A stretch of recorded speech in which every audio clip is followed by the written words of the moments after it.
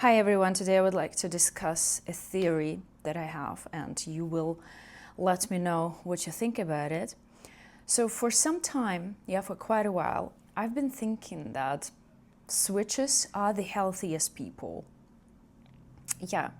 So switches are the kind of people who are into kink and who can inhabit both dominance and submission. Please do not take offense if you are just on one spectrum, dominance or submission, because I'm coming from the place of being on one spectrum only, because sometimes I feel so envious of subs because I can't experience this amount of trust, this amount of surrender, and this amount of care that I can receive from a dom.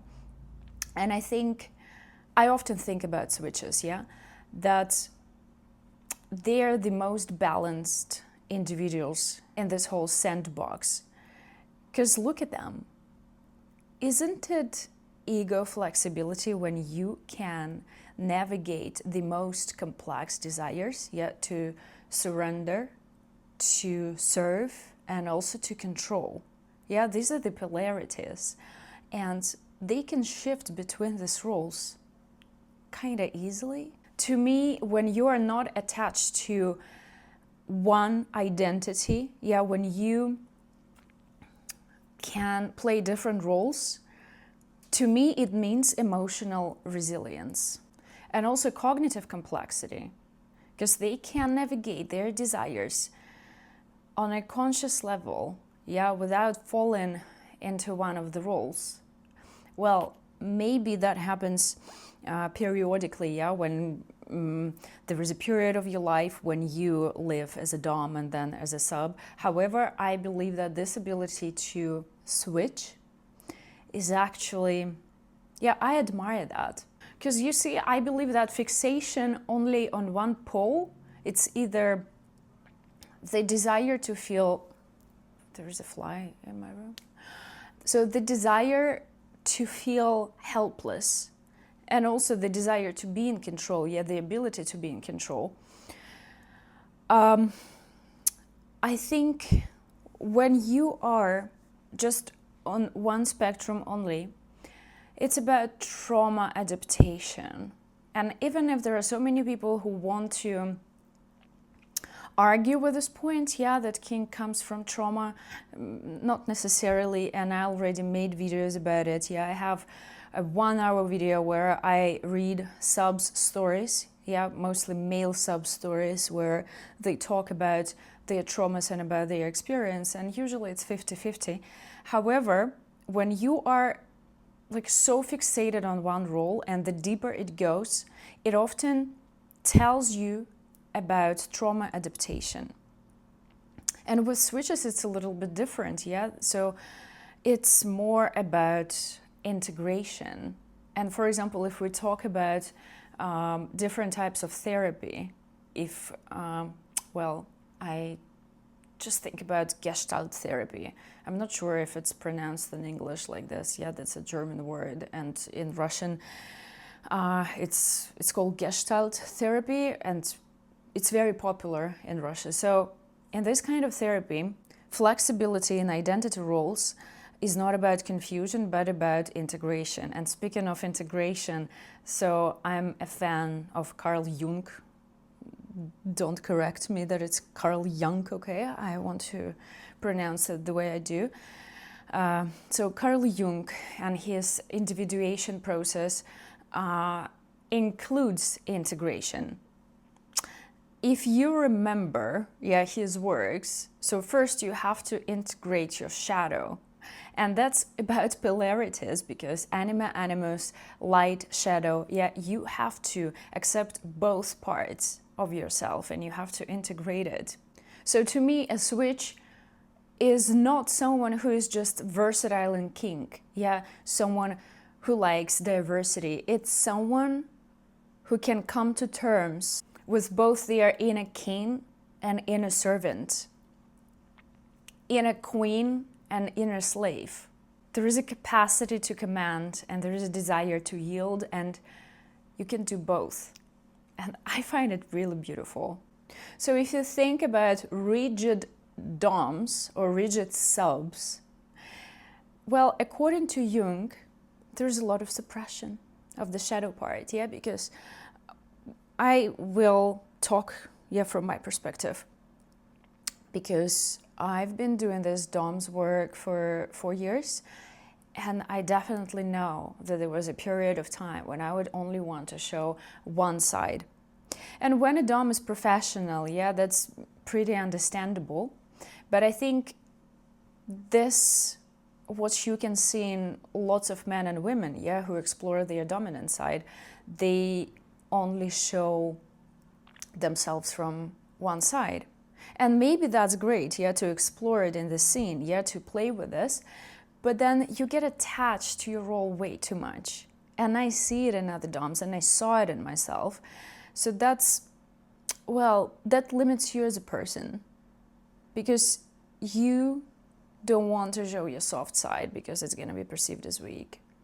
There are lots of subs, yeah, if we talk about male subs, for example, who are dominant at work, yeah, dominant in the street, submissive in the sheets. And I often say that this is a perfect scenario because you integrate both parts of your psyche.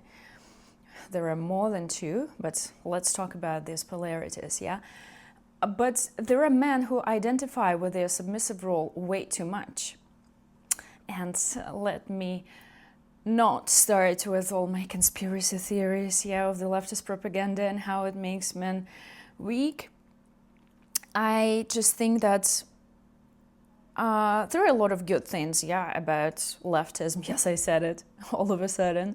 But I think that men, yeah, I had this thought during recording a fetish video, yeah, like insulting leftists, and obviously that's an exaggerated version because I can do it to both sides of the political spectrum, yeah. I don't join any of the sides, but I just noticed a tendency that there are lots of men who want to join this like leftist movement to avoid integrating their masculine and strong part.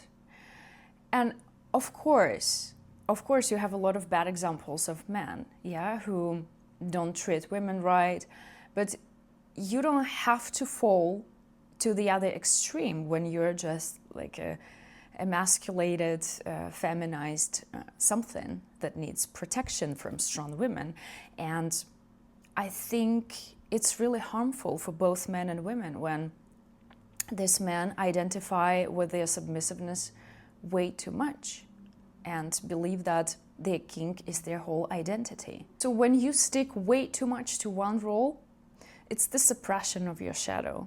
Another reason why I think that switches are the healthiest people is that they explore and understand both empathy and power, because if you can be on both sides, you understand the other person better. You don't have this narcissistic attachment towards one role, and a good dom or a good top understands the bottom, yeah? Because there is also like a huge wave of doms who hate subs or who see the term sub as something derogatory, and this is a shame. Like, you can't dominate someone you hate, even if there are men who would fantasize about it. Yeah, oh, it has to be real. It's not real dominance. So I think that switches have better communication, and of course it's being preached, yeah, in whole BDSM community that you need to have communication and understanding of the other side. But I really think that if you tried yourself in a different role, yeah, as a sub, you can obviously understand the other person better and the nuances of the power dynamic. Now let's talk about the sexual point of view, yeah, or dive into sexology. I think that people who explore diverse roles and fantasies in a consensual context, I think that they have higher sexual intelligence. And I also think that switches have higher sexual adaptability, which usually plays a big role in long-lasting, like, good relationships. And the next point that I want to make, like, 4 switches, why they are the healthiest people, that's gonna be a criticism of myself, actually, because I had to think about it, yeah, that being a switch is about, like, rejecting the dogma. Oh, a real dom should be like this, okay? Real submission, true submission is about this and that. I have a lot of it, and you know it. So when I think about it, when I look at it from a different perspective, to me, a switch is someone who is less dogmatic and more pragmatic, better at navigating some complex dynamics without having the need to prove something, and probably less likely to be performative and, well, more present, because you don't have the need to prove that you are a real dom. Maybe, like, a day before this experience, you were just crawling on your knees. So probably for someone, they would need to try extra hard, yeah, to show I'm a dom. You see, like, there are actually lots of shaming towards people who used to be subs, yeah, or like some women who worked as, like, some sex workers, but, like, on a submissive spectrum, and then they decide to be doms. There is a lot of shaming towards them. I find it quite interesting. On the one hand, I understand, like, you're like, how can you just become a dom all of a sudden? But at the same time, why couldn't she? That's, yeah, I think I also had this in my head as well, as if being a dom means having this title forever. Yeah, you can't wear a collar because, like, people are going to call you a sub as if it's something bad. Yeah, you can't, I don't know, like, take a wrong step and say something that's gonna sound submissive. Of course, when you're a dom, you're supposed to embody your dominance, but you're not supposed to be in some rigid frames. That's what I'm thinking about. And I think I'm making this video, yeah, because it's coming from my personal, not only experience, yeah, but views that are changing, like, just observing other people and observing myself, that there are parts of me that I've been rejecting. And for me, that's impossible, you know, to think that I'm being dominated physically and in some, like, hurtful way. Like, yeah, I would never want to experience pain. But I think I would be good at receiving. And you see these tendencies in my content as well, yeah, because I tell women to receive more as doms, yeah, and at this point it doesn't matter, because I believe that female dominance should not be performative. It should be beyond kink.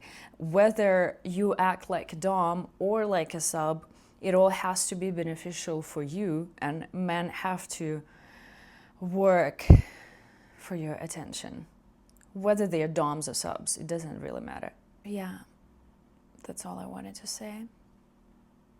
Let me know what you think. I'm really curious.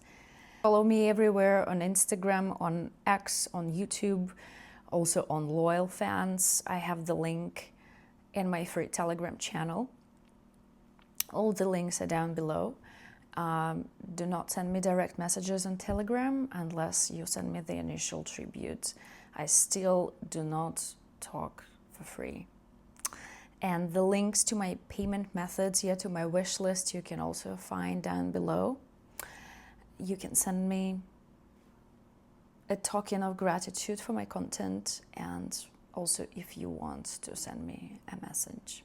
Also, I receive messages like, oh, if I send you your initial tribute, which is $100 plus, how many messages can I send you? That's not the right question. When I interact with subs, I don't really provide any service. I don't want to do it this way. To me, that has to be natural, and you have to have a desire to please me, to serve me, to make me smile. And only this kind of attitude is going to cause my genuine interest. But if you come to me with like to bargain, to trade, even if everything is a trade, yes, I understand that we trade energies in different forms, but I don't want it to be this way, you know. And life isn't fair, as I like to say, that every hour interaction is going to be based on my terms. Okay, I'm gonna go. I'm gonna have some food. I think my delivery already arrived. And I will see you in the next video. Bye-bye.